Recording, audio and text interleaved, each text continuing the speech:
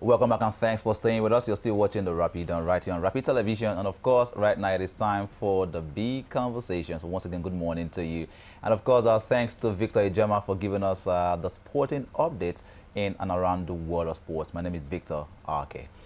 My name is Martha Alu. Welcome to the 9 o'clock conversations. Now, there's always a shift for the 9 o'clock conversations here on Wednesdays, particularly because it is the girls' conversation. And most of the conversations that happen every Wednesdays here on Rapid TV is centered towards ensuring that the emotional well-being of the woman is catered for. I know someone might want to say, what about the man? But I mean, today we talk about the woman on Wednesdays particularly. And this is where we get to draw lessons from several women also who have been able to make giant strides in their career and are helping other women find their path as well. On the days when we are not talking about relationships and twisted stories online, we ensure that a lot of capacity is being built right here on Wednesday on the Girls Hangout here on Rapid TV. Once again, my name is Martha, and for today's conversation, we have someone, like I said, who have been able to make giant strides in her career. Giant strides in the sense that she's been able to get to a certain level and is helping other women find their way or find a better route, throughout their journey. Being a woman is not easy. Yes, I said it. Take it to the bank. Hang me anywhere. It's not easy because you have to be able to navigate different emotions all at once. Learn how to, manage the home front. Learn how to manage your relationship with your spouse. Learn how to also manage your relationship with your children and help them become better versions of themselves. Because as a woman, you are a nurturer and therefore you have responsibilities around about the home. So it's not an easy task, and some women must be helped to learn about this responsibility. And today we have the honor of having Dr. Jamila Mohammed Dahiru, and she will be helping us unpack a few conversations. Good morning to you. Morning. It's so good to have you join us here on the show. It's my pleasure. Thank you so much. Good morning and welcome. Yeah. Now we see that you have done a lot around the educational sector, and education for women is such an important thing. Yeah. Seen as maybe in the early 19s, in the 80s, women were not allowed the opportunity to be educated in certain parts of Nigeria. Yeah. And seeing that you are at the core area in the north, where most women still find it difficult to have an independent mind, especially when it comes to education. Tell us about your journey so far. So thank you so much. I am very happy to be here, especially that we're discussing women and especially that we're discussing education. As you have mentioned earlier, without education, a woman lost her voice. Right. So it is very important that we pay attention to that aspect. A lot of us are what we are today because of the education that we're privileged to have. The level of education, I must say, because sometimes when we speak education, people think, okay, send her to school, let her just complete primary school, be able to maybe read and write, and then that's done. But then we are talking about liberation, we're talking about empowerment. Without education, a woman is not liberated.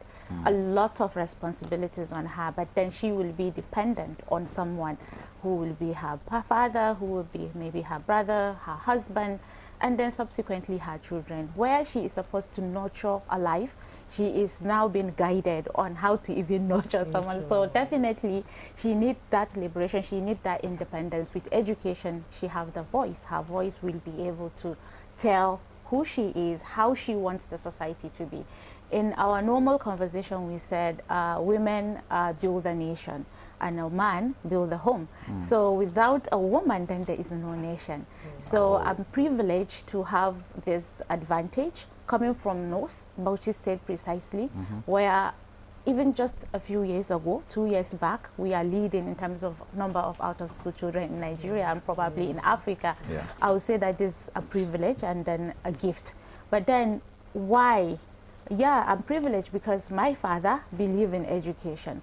But then I look around me and I see a lot of children, probably my age, and then at that time, a lot of us that finished primary school that have not been able to proceed, and then you have others that also just probably got married and they maybe lost their skins, because that's what I want to say. Right. I want to even remember their faces. I can't. I remember being leading the education sector in Bauchi, and then a lot of them will come and still looking up to me for so many things. And I said, okay, I think we need to do a lot here. And that's why my foundation talks about empowerment for girl child education and then women empowerment in general. Wow. So my journey started as a young girl in the northern Nigeria, northeast Nigeria, Bauchi precisely, who was privileged to have education from primary school, secondary school, higher institution in Kano, Bayero University, Kano. I have a master's degree in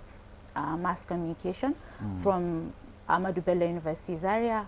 Also a PhD in mass communication from Bayero University, Kano, EDD in education. I have a PGDE education, and then I have worked with you went all out. You're like, okay, you see, I'm not going to have this. Let me show you I can have all of this. Interesting. Yes. So my father, who actually was privileged also to be educated, my mother was not.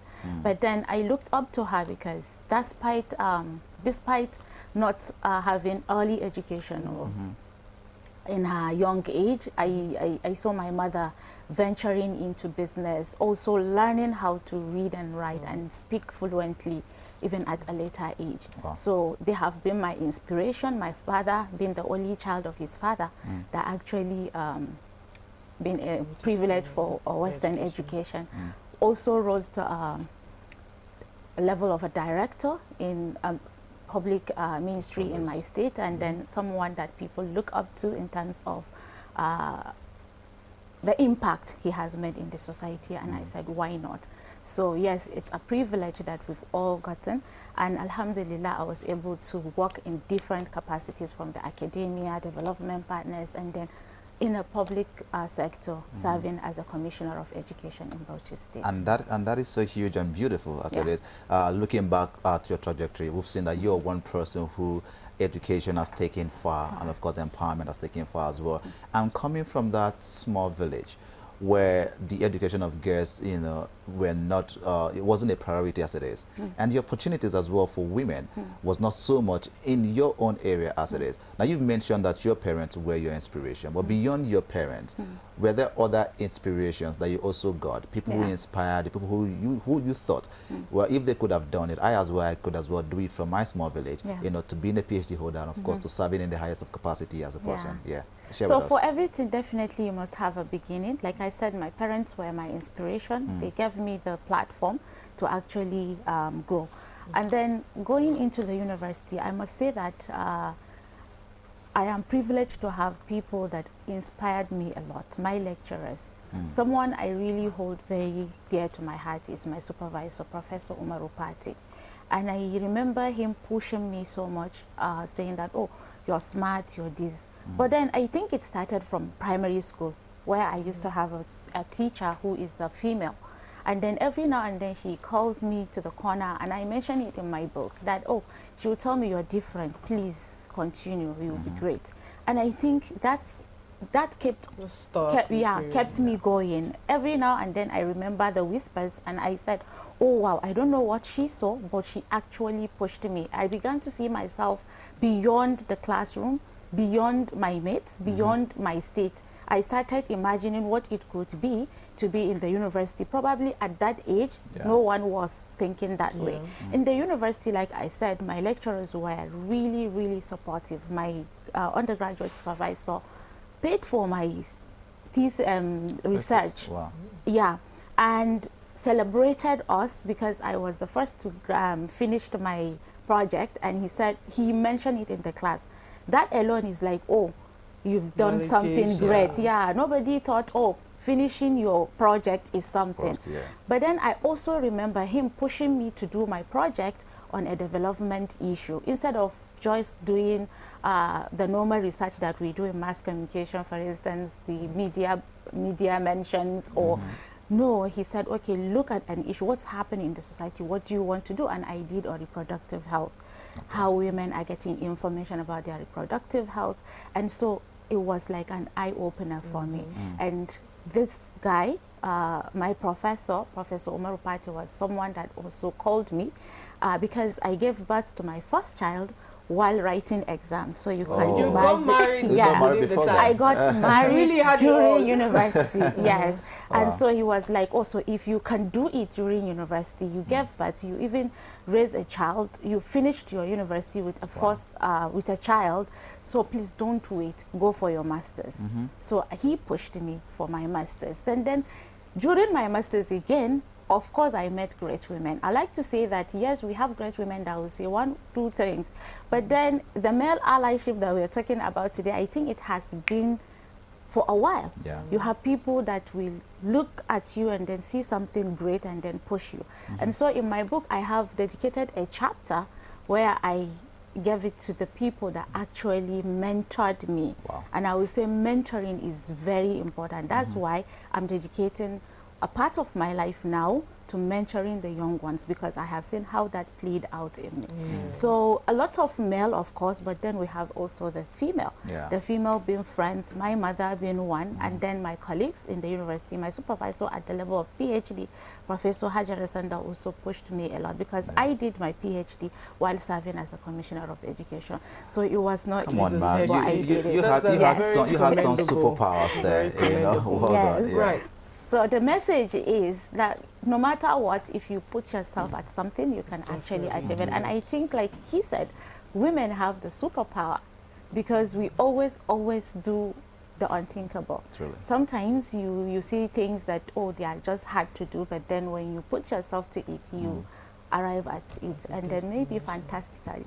Very true. Yeah. Amazing. So let's talk a bit about the woven woman, because it's such an interesting headline, the It woven is. woman. Like, what does it even mean? Why? How did you come about the title? Why did you write the book? What is contained in the book, and what do you hope that when people pick up that book and read, what do you hope that they would get from it? So thank you very much. A Woven Woman is my book, my inspiration, my reflection. A lot of people call it a memoir, but I said it's my reflection, because a memoir tell you exactly what in detail. For this one, it is just my journey, but the reflection as I go through the journey. Yeah. So it tells you about my roots. It tells you about my rise in education. It tells you about the challenges I have faced while during the course of my study, like I mentioned, giving birth while writing exams, and then doing a PhD while serving a state.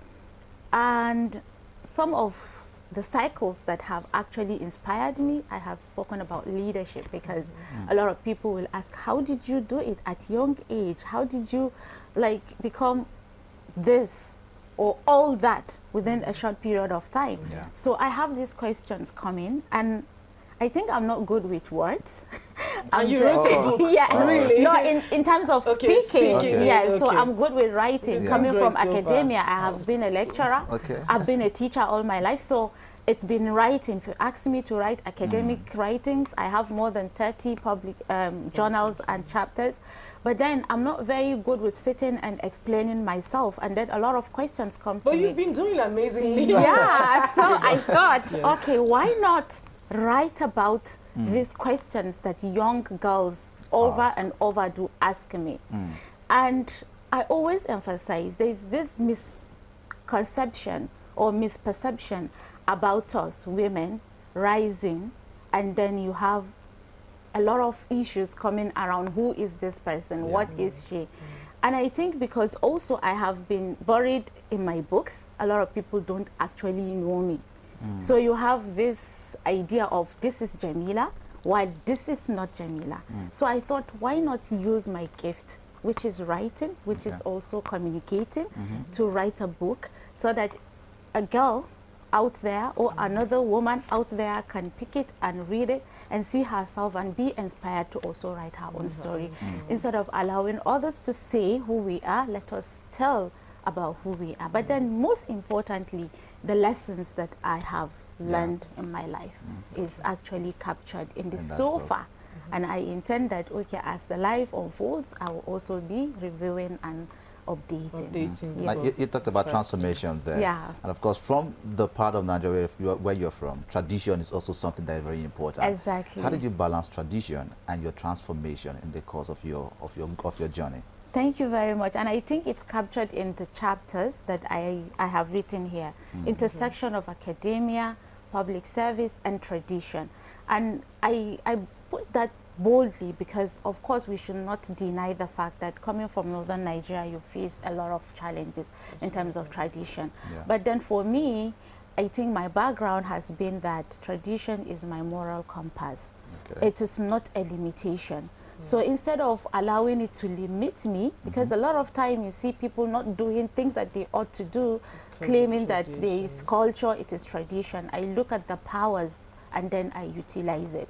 So my religion, for instance, has been my guiding moral compass. It has been guiding me through what is right and to know what is wrong and to putting myself forward in terms of helping and supporting. And that's why when I served, I always say that public service is actually service. I like the nomenclature given, public service. So it always reminds you it's not individual service, it is public service.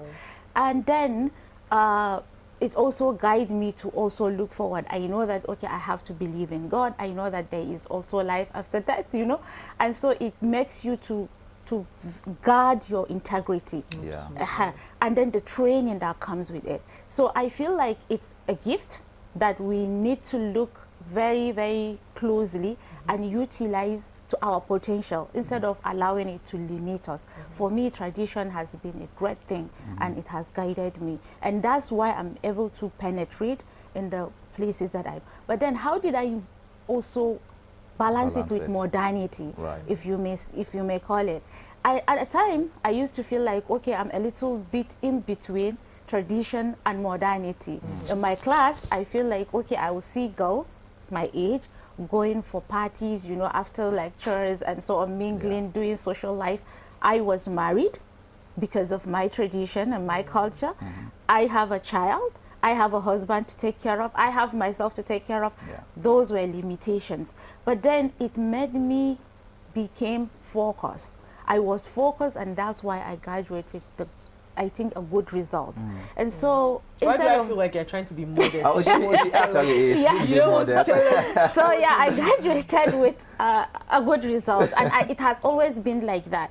So instead of looking at it like, okay, a limitation for me to have this social life, I try to look at it as a motivation, making me to be focused, making me to be determined, and as well allowing me to choose the circles that I want. Perspective is so important. It's interesting. And honestly, it's very inspiring to hear you say the things that you say, because these cultures, these backgrounds, these limitations are the most things that stop a lot of women.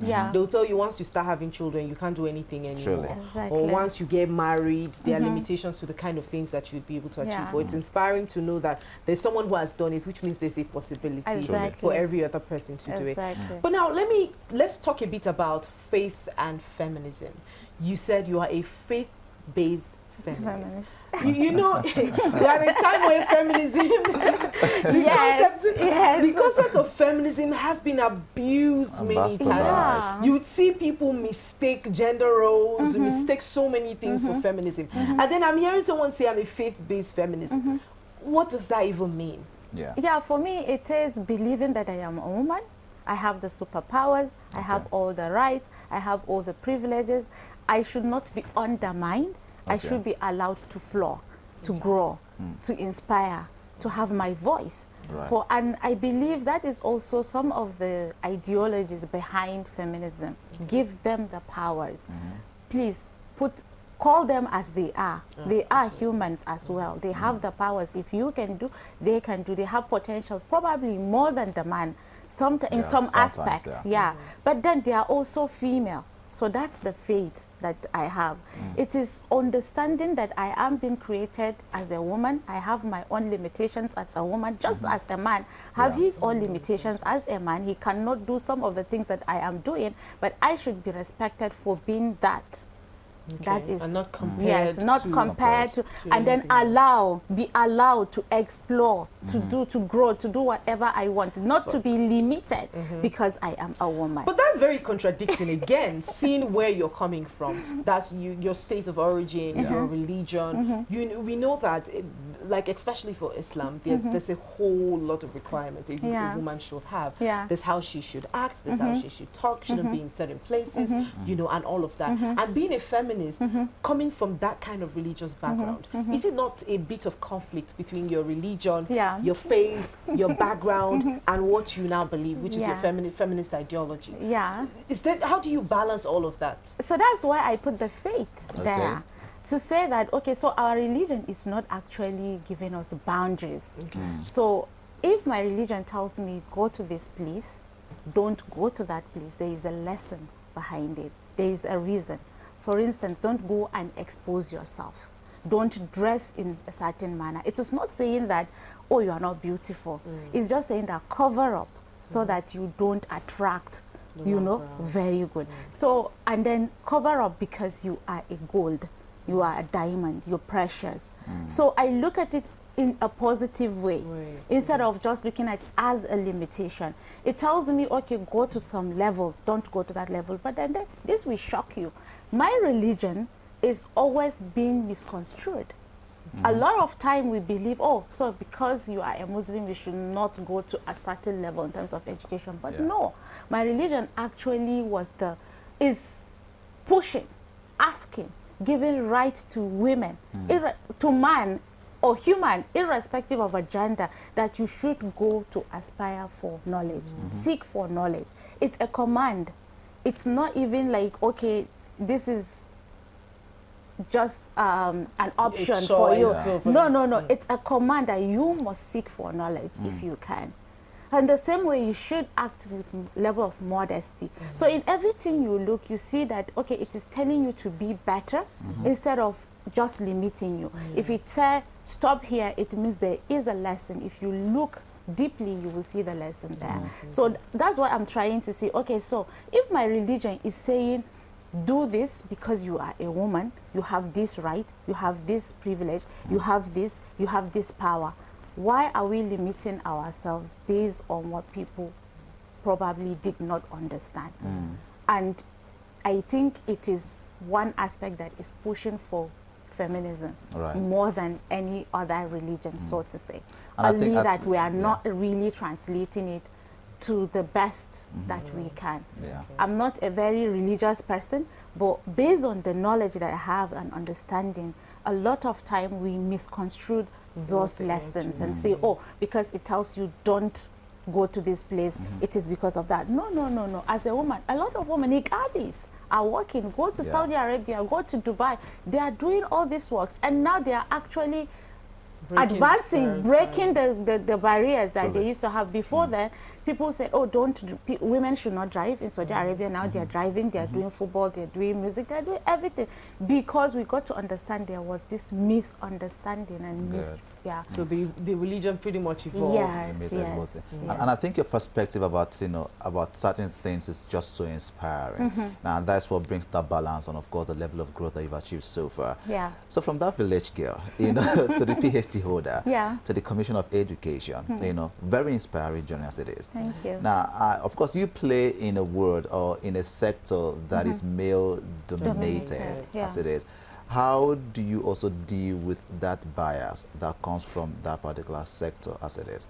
You can never take that away. There's a lot of bias. It's not only bias, emotional torture, if you want to put it. We are always being underrated. She's just a girl, she's just a woman, she cannot do. So I think it is focus and determination that will take you far. And then try to build yourself a team, because you definitely cannot work in isolation. And not allowing them actually put you down. So whenever it is time for you to speak, you speak. And then make sure that you know what you're saying before speaking. Because without that, then definitely you're taking yourself to ashes. So you have to know what you're saying, and I think that's a gift that we should give to our children, especially the girls. And then the women need to be knowledgeable, empowered. If you know what you're doing, nobody will underrate you. I was the youngest commissioner in my state at the time, also leading the largest Ministry of Education. As you know, we have more than thousands of schools under me. at a time including higher institutions. I left my university as a graduate assistant. A lot of qualities to underrate. Yeah, she just started rising in the academia. What does she even know from the university? But then you have someone that believes in you. And I think that's a gift you always look out from people. If there is someone that believes in you, that becomes your inspiration. You want to make sure that you don't put shame to that person. You want to ensure that he actually was right that you can do it. So my governor will say, oh, I know you can do it. You're smart, you're brilliant. So those words actually were what I just needed to push myself. And like I said, build yourself a team. Always seek for knowledge, understand from people with experience. Don't feel like, oh, because you are there, you know it all and you're better than everyone. No. Please, you do that humbly. I think it actually took me very far. Humility. It was there, actually. A lot of issues around, oh, she's just a woman. You act, you give directives, people don't want to act. They want to hear it from a male colleague, probably a senior colleague. I had all my directors almost not double my age. I would say some of them are almost like my parents. Wow. But then you have to also lead them. So I think there is this thing about knowing what you're doing. Also balancing your team. No, understanding that everybody must not like you, but you have to work with them. Understand that all you're doing is also service. But then most importantly, making sure that people know what they are doing and allowing them to do it. So that is leadership. And that is what actually took us far. That's very interesting. People knowing exactly what they're doing. Because most times when we hear women talk about the fact that they're not being given the platform, they don't even know what they're doing half the time. So you would not, and I say here all the time, if there's a man and a woman wanting to be in a position, and I'm a pro-woman, if the woman does not know how to do it, I won't give it to her. Definitely. And it's as simple as that. We need to learn that when we demand for something, we must be able to fit into that position. And that's one thing a lot of women should know. So I'm recounting what you have said. It's important that you know what you're doing. It's important that you lead your team. You know, and make sure that they also know what they're doing. And most importantly, you don't have to be liked by everybody. Yes, you don't have to be liked because I see a lot of women trying so hard to be liked by everybody. You cannot be. The moment you realize this, I think you have broken like one skill has fallen off your eyes. Because once you are aware of that, it makes it easy to make certain decisions. Because our natural human instincts and inclination is wanting to have diverse opinions and perspectives, because already society tells you that you really don't know what you're saying. Yes, so it's a very, very important lessons that we've been able to pick from here today. For someone who says she's not so good with speaking, words. and she's been telling us spitting that, you know, it's very commendable. Honestly, I'm very inspired. But yes, we'll go out on a very short break, and then when we get back, we'll take this conversation to a more contemporary place where we are dealing with women in our society today and the need to be educated all round. Please stay with us. We'll be right back.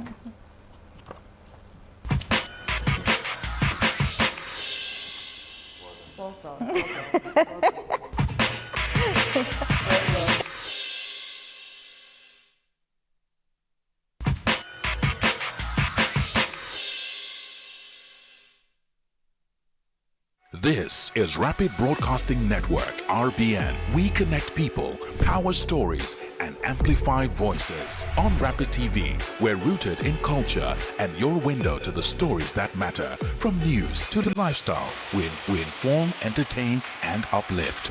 Join Rapid TV on Star Times Channel 176, Nightcom Sat. On Rapid FM, we speak your language, full airwaves of Umuahia to the vibrant culture of Port Harcourt and beyond.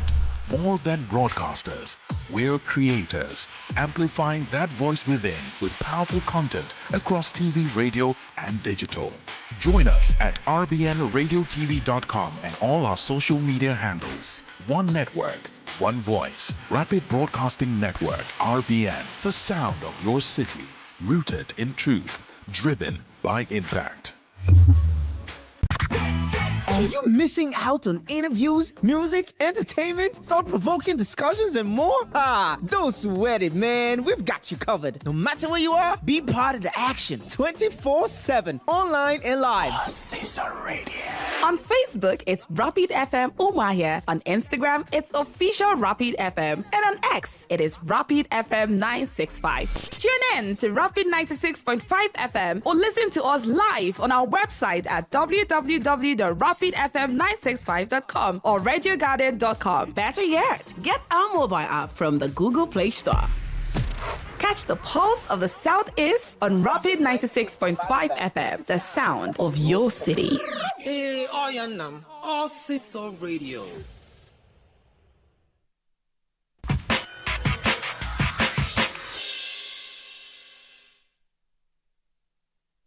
All right, welcome back and thanks for staying with us. It's still Rapid Dawn right here on Rapid TV, and this is the Girls Hangout, and we're having conversations centered around the girl. I don't know how you feeling, Victor. Well, it's been. I just need to check up on you. Yeah, thank you for checking up for a little bit. Yeah, but it's been inspiring. Are you sure you're good? Good, so good. I'm glad I'm here, Dr. Jamila. You're so amazing. It's a privilege we let him sit here. Yeah, today I agree. You're, oh, you agree? Today I agree. I know. Usually she begs me I with don't a beg bottle you. of wine. Wow. Just agree. I don't beg you. That's the problem. It's a privilege. We let you sit here, so I mean, it's a privilege. Thank you.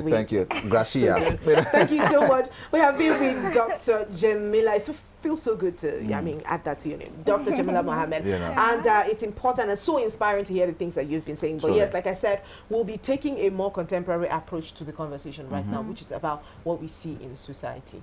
Now, there's a video I would have loved for us to play. And this is a conversation we had on Friday. And let's just give you the story. It's about a young girl who happened to go to a restaurant. She wanted to get food. So while she was standing on the line, met a guy, and the guy says, "Oh, you're very beautiful. I like you. Can we exchange our numbers?" And then they go on ahead and exchange their numbers. And then she bought her food. The guy buys his food and walks away. And then she's so mad. He took my number and he couldn't just pay for that food. Wow. Why did he not pay for that food? You know, that became a criteria for her. For her, you know, this guy could have just paid for the food. It's simple logic. And that's it for her. And I was like, simple logic to who? Like, to who? Honestly. And it was so sad to see that some other ladies were re-echoing what she was saying under the comment, saying that, yes, if a guy collects your number and all of this. And some part of me, because I said we were going to include this in this conversation, has to do with education and orientation that a lot of women have. What do you have to say about this? And if you should address a situation like this, what would it be? Honestly, in fact, it's embarrassing to hear that coming from a lady. I don't know, no matter how your level of education is, I think you should love yourself. And I don't see that coming from her. Just because you meet someone and then you exchange numbers doesn't mean that the person is interested in you, probably to date you. Why? Because we are always putting our conversations or our relationships around dating, marriage or something. It's difficult to have a female and a male going out as friends. So what if it is just about friendship? What if he just like you? What if it's work that is coming your way? Probably another project that if maybe he asked her about her career or something and she mentioned, and then maybe they might align. What if, so many ifs. But then why I say it's embarrassing, the fact that she feels bad. She took herself too low, so low to the fact that, she was waiting for him to pay for her meal. Is embarrassing, honestly. I have seen men that respect women and come out and say boldly that they respect their women because you don't always look up to them for everything. It is high time that we see ourselves as partners, we see ourselves as equals than just at the receiving end. So if you are always the one, even when you are dating someone, the economic condition, in fact, should direct us to this fact. You don't have to wait for someone to do anything for you. You have to do it yourself. And that's the liberation we are talking about. Women need to be educated, need to be experienced, need to be empowered, so that they also have and can pay for a guy. You take him out and you pay. A lot of time we go out with our friends, we pay for them. We pay for probably the food, or they should everybody pays. And I think it makes a lot of sense. deal. When you go out of the country, this is normal. It's a normal thing. Unless probably he wants to do that, which he wants to do that, allow him. But when they don't, why ask? I think it is high time we should begin to probably do a lot of talk and awareness around relationship. Yeah. So it's sad that from my own place, and unfortunately I am a victim, I always have issues around her having male friends, etc. This is because we are always tying this relationship to romance, to dating, to marriage, to this and that. Why can't we have a very relationship with a man and a woman? So I don't see that as something that even women should even come and support. I feel like this is disgusting. She shouldn't have come out to even complain. In fact, the man should know the kind of a woman that she is based on that comment. It means that she is definitely going to be a parasite, always just waiting to collect from someone instead of contributing or even doing it. Because why not? If a man can do, why not a woman? But of course, we have the responsibilities. You can do your responsibilities, but if I can, why not? So I think the empowerment needs to be really, really, really pushed, so that women should know that just because you have a male friend or a boyfriend or whatever, then it is your entitlement, as if you are entitled to that feeding or something, whatever. No, please. Yes. Well, you thank you so much for your thought here as well. Now, you founded the We Care Center. Yeah. An initiative that was inspired by Ali, right? Yeah. The young Amajiri boy. Yeah. But tell us, how has that center been? Has been the effect? Has it been effective as well to the community as it is? Yeah, thank you so much. So this is so dear to my heart. I'm always emotional when I speak about that. So this is something that I started while I was in JSS3. That long? You have been, you have always been ambitious. So, but I didn't know what I was doing. So these Almajiris will come, and from the northern part of the country, you have a lot of these Almajiris. And I'm always a very neat person. So when they come around, they are always barefoot, they are not wearing anything. So I felt, okay, maybe when they come, instead of giving them food, I'll ask them to wash their feet and then give them food. Yeah, so we started like that. Then I was taken to a boarding school, and they will come to my house and they will be crying. So whenever I come, my mom will say, oh, your children are here. So it continued. I mentioned my project delving into the women's reproductive health. Then on my own, I started thinking, so what about these boys? Do they even know about their their health, hygiene, etc.? Is it that they don't know, or that they know they don't want to do because of some of these cultural beliefs and values? So we started with my sister, who is a medical doctor. We started this awareness creation. We will go to this Sangaya schools, we will speak with these boys and then tell them how to take care of themselves in terms of washing their clothes, etc. Then, as I think around 2007 or 2008, somewhere around that, I was coming back from work. Then I met this boy, Ali. He came to me and was asking for school. Instead of food, instead of money. So the usual thing is these Amajiris will come and ask you for food or for money. But this boy came to me and said, oh, I want to go to school. So that became an inspiration for me. So I went to his Angaya school, I spoke to the Malam, he gave me permission. I took him to a small school. Today he is a mechanical engineer. He has his own workshop, and he's also a mentor in that foundation. So I started gaining interest into civil society activities, and then someone mentioned, oh, you need to register this movement that you're doing. So we registered We Care Center for Community Awareness and Empowerment Initiative. We call it We Care Foundation. And so we started with just enrolling boys like Almajiris in schools, and then later on realized that we have a lot of issues in the society, the awareness for the parents, even also advocacy to the government side in terms of policies around this Almajiri education. And so we expanded.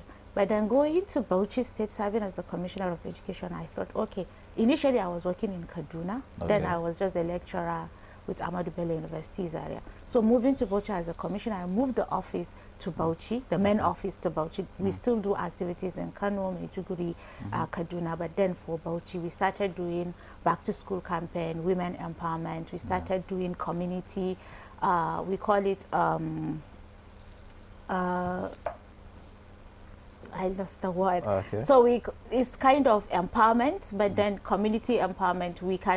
You can bring us a problem, then we have to go and seek for support for you and do support you with that. So 10% of my earnings goes to the foundation, and then we do get some grants, and philanthropists do also support. And then when we launched this book, when we presented this book, The Woven Woman, all the proceeds, people actually on their own, we didn't ask, supported us, and then it went to the foundation. All right. On a more conclusive note now, what would you say to the girls out there? So this is huge. I always say that you don't have to shrink to be who you are. You are what you are, and that way you are amazing. But know that you have to be prepared if you want to take the world. If you want to be recognized, if you want to be given a chance. Preparing means that you have to be knowledgeable. Preparing also means that you have to put the experience required. Preparing also means that you need to push yourself out there so that you can be recognized. That there's no limitation in terms of your gender or your background, that you are the power that it all takes for you to be what you want to be. All right, thank you so much, Dr. Jamila, for being here with us. We do appreciate your time. And of course, this is where we're going to be calling it a wrap on the program today. We really did enjoy your thought pattern on this conversation today. Thank you so much for being here with us. Thank you so much. It's my pleasure. Thank you. And of course, do remember that you can always follow up on our social media pages across all platforms at Rapid TV, and you can always watch us using our YouTube. The replay is always on the YouTube platform at Official Rapid TV, and wherever in the world you can always watch us live on our website www.arubianradiotv.com. My name is Victor Ark, and of course Martha Ali is here with us. See you tomorrow. Thank you so much. We'll see you tomorrow. See you tomorrow. Bye for now.